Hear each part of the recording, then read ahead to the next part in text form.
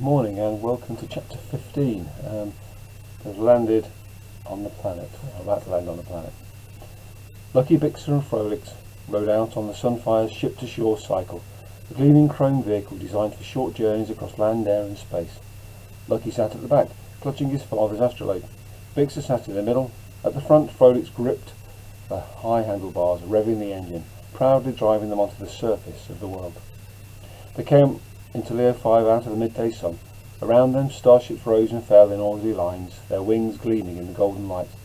On the comm, they could hear subspace stations full of chatter, the crackle and buzz of communications, the non-stop whirl of activity in the world below. It was a relief to get going. After everything Lucky had been through, it felt good to breathe fresh air again, to feel wind on his skin and sunlight on his face. He drank in the sights and sounds eagerly, relishing his first new world. And Leo 5 looked dazzling. The streets were drenched in rich golden light and lined with tall buildings all lit up from within. Between them the skyline was spiked by countless cranes building ever bigger structures. Words and pictures scrolled across the walls. Advertisements flashed by on enormous vid screens, faster than Lucky could read. Cycles and air cars whooshed past them as they drove, an electric blur of motion, their lights like one continuous stream of flame. This was the height of human wealth, and it made the moon he'd grown up on look like a toy town. It was astonishing to see all that energy burning in those buildings, powering this civilization. "Welcome to Leo," whooped Frolix. "I love this place." But as they entered the city centre, Lucky started to see signs that beneath the dazzle of lights and ceaseless buzz, Leo 5 was more troubled than it first appeared. He noticed a group of down-and-out humans on a street corner. Some were huddled around a fire, others were slumped on the pavement, but their eyes were totally empty, and like that Axa pirate he'd seen. "What's wrong with these people?" he asked as the cloud crossed the face of the sun. Frolix peered at them. "Looks like they've got the living death," he said. "It's a new thing that's spreading across the galaxy. See their eyes? That million-mile stare? That's the first symptom. They stare and stare, but no one knows what they're looking at. They stop caring about anything. It's like all the life gets sucked out of them." "What causes it?" asked Lucky with a shiver. "It's a human plot, of course," said Frolix. "Everyone knows that. But then, why would humans have it too?" "Truth is, no one knows much about the living death," said Bixer. "No one really knows where it came from or how to cure it. But it didn't exist before the war, so it must be your government's doing. What else could it be?" They drove on, more quiet now. But on the next corner, a man in a crumpled suit was shouting into a megaphone. "The end times are here," he proclaimed through his crackly loudspeaker. "The end of all worlds. Repent and be saved. The devil himself walks amongst us." The man looked up and saw Lucky. His eyes widened, and he was about to say something more, but before he could, Frolix gunned the cycle and sped away. "Who was he?" asked Lucky. He felt so self-conscious about his disguise. He scratched the base of his horns. It itched, having his hair braided like this. The air was beginning to feel tight and humid, as if a tropical rainstorm might be on the way. "Don't worry, kids," said Frolix. "They're just crazies. You get them on every planet. The end of all worlds, like that could ever happen." They sped on in silence, past grand mansions half hidden behind high gates.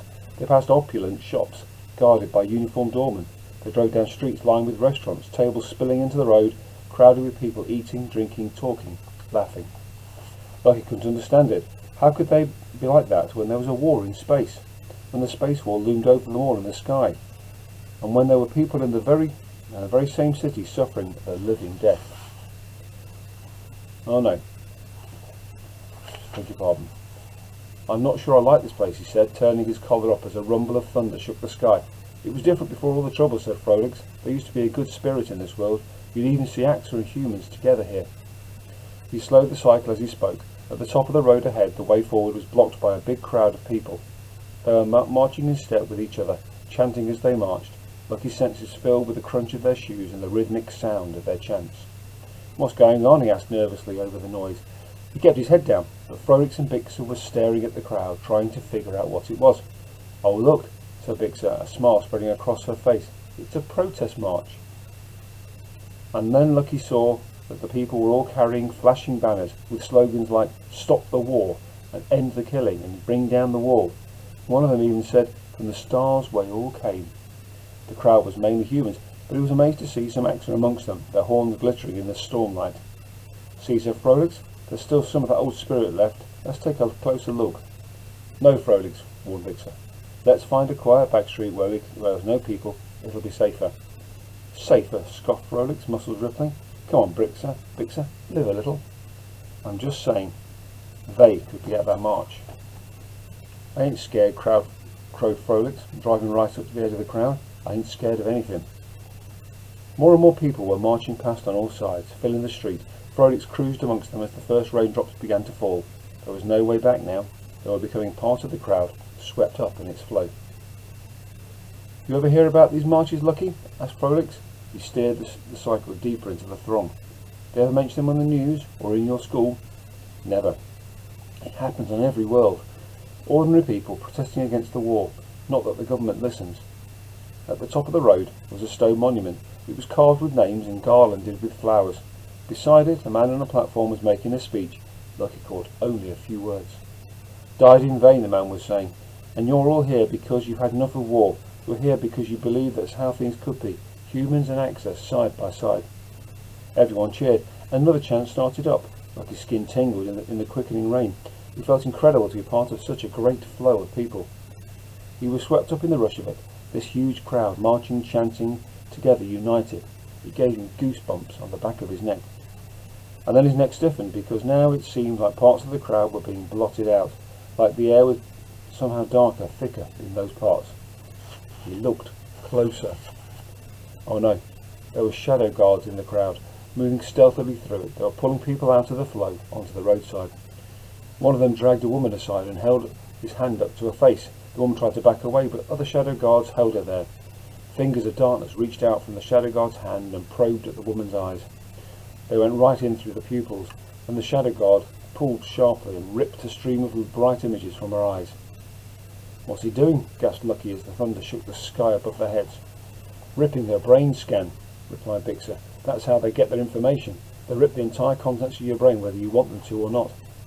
The images were pouring out of the woman's eyes, shimmering and sparkling in the shadows, her thoughts, her memories, her feelings and dreams. The shadow guard was taking them all. The woman screamed and slumped to the ground, writhing in the rain. The edge of the crowd began to break up as people saw what was happening and tried to get away. Lucky wanted to get away too, wanted desperately to turn and flee from this scene that spun horribly out of control. But he couldn't. What he could do was shake with fear. Uh-oh, gulped Frolix. He'd seen the brain scan. His hands were trembling, making his handlebars rattle. Drive, urged Bixer. End of part 1.